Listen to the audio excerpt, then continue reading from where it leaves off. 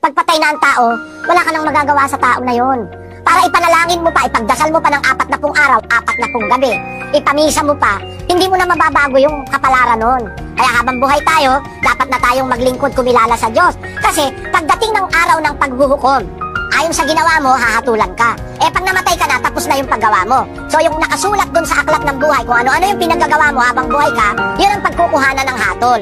Kahit manalangin ka ng manalangin ng iba, magpamisa, araw-araw, buwan-buwan, taon-taon magpamisa, mababago mo pa ba yung nakasulat doon sa aklat ng buhay?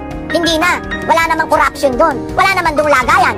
Hindi ka pwedeng maglagay para, isingit mo naman ito dyan, Walang ganon. Kung ano yung nakasulat na ginawa mo sa buhay mo, samantalang nabubuhay ka, hindi mapapalitan na yon. Yung ngayon ang pagbabatayan ng hatol. O ano pa magagawa ng panalangin o ng dasal? Kaya kailangan habang buhay tayo, magsamantala tayong gumawa ng kabutihan. Kasi marirecord yun. Pagdating ngayon ng paghukom, yung lahat ng kabutihang ginawa mo, yun ang gagantihan ng Diyos sa'yo.